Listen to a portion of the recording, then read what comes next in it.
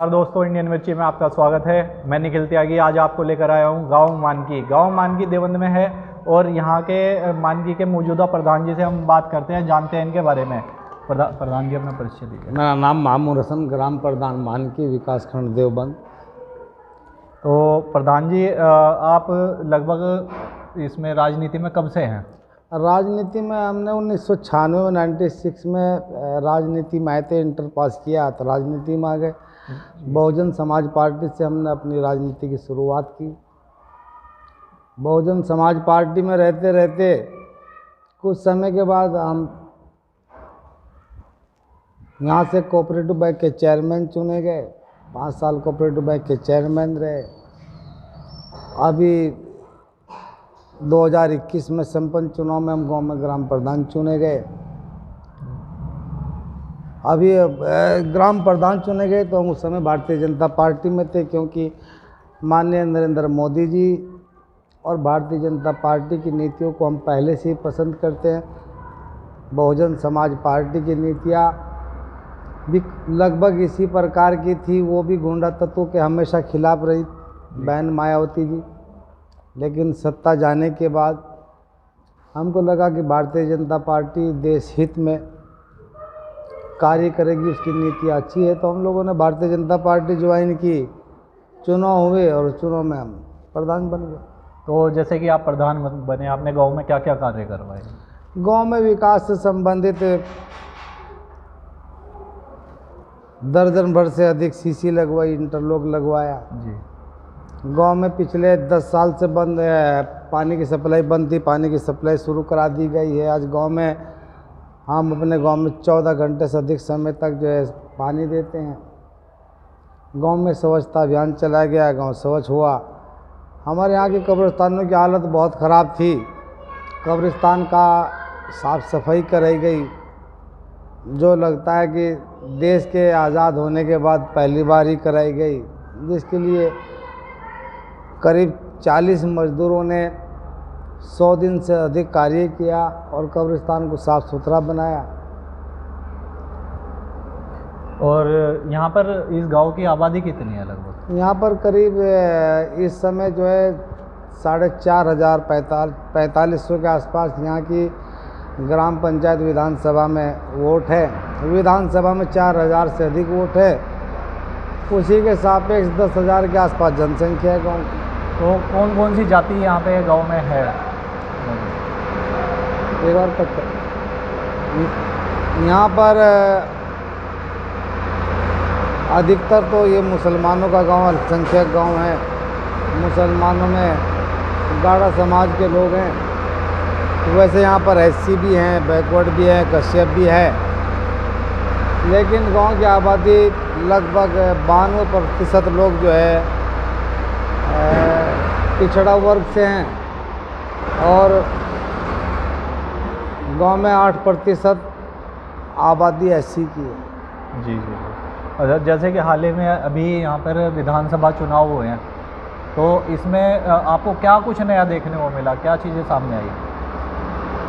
नया क्या, सरकार की नीतियों को जनता ने पसंद किया। प्रदेश को जनता को लगा कि अब की बार कोई मजबूत सरकार है, स्थायित्व है। तो 37 साल बाद भारतीय जनता पार्टी की एक ऐसी सरकार है योगी आदित्यनाथ जी के नेतृत्व में कि उत्तर प्रदेश में पूर्णतः दोबारा बहुमत की सरकार बनी। जनता को विश्वास है, सरकार की नीतियां जनता के हित में थी, जनता ने उनको पसंद किया और उनको वोट दिया। भारतीय जनता पार्टी 2017 में जब उत्तर प्रदेश का विधानसभा चुनाव जीता और लड़े, तब उनको करीब 41% वोट मिला और अब जो चुनाव हुआ उसमें उनको 42% से अधिक वोट मिला। यानी कि कोई एंटी इनकम्बेंसी नहीं थी। जो उनके साथ 2017 में लोग थे उसमें बढ़ोतरी हुई और ज़्यादा वोट मिला। तो आगे के लिए आप जनता को क्या संदेश देना चाहेंगे अपनी ओर से?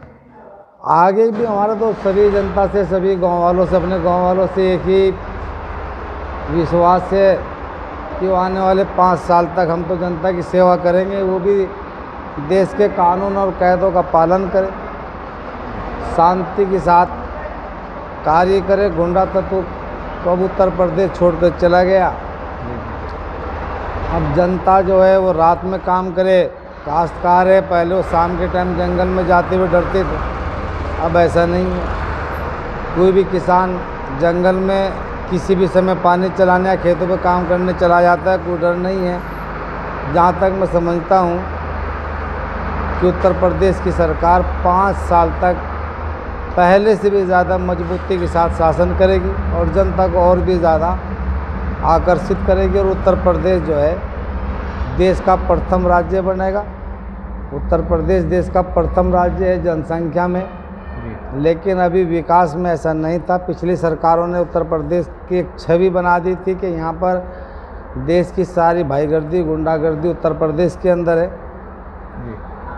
वो दाग मिटेगा, अवश्य मिटेगा, और इन 5 साल में उत्तर प्रदेश अपनी बुलंदियों पर जाएगा और देश नहीं दुनिया में एक मैसेज जाएगा कि उत्तर प्रदेश के अंदर कारोबारी लोग रहते हैं, मनपसंद लोग रहते हैं, शांति प्रिय लोग रहते हैं। उत्तर प्रदेश के अंदर पिछले 5 सालों में कोई बवाल नहीं हुआ, कोई झगड़ा नहीं हुआ, और इस वक्त भी चुनाव संपन्न हुआ। जनता के बीच में कोई बातें नहीं है, सब लोग जनता का,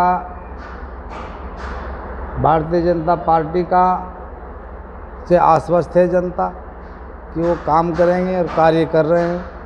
माननीय मुख्यमंत्री योगी आदित्यनाथ जी ने अब की बार अति महत्वपूर्ण मंत्रालय भी देवबंद विधानसभा क्षेत्र के लोगों के बीच में दिया है। जी।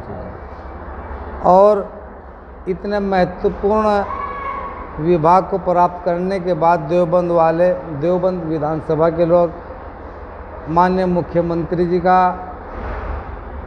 को धन्यवाद देते हैं। कल माननीय विधायक मंत्री जी के आवास पर देवबंद क्षेत्र के तमाम ग्राम प्रधानों का ने एक मीटिंग रखी है, जिसमें उत्तर प्रदेश सरकार को सारे ग्राम प्रधान और क्षेत्र के लोग धन्यवाद देना चाहेंगे कि उन्होंने एक महत्वपूर्ण विभाग देवबंद को दिया।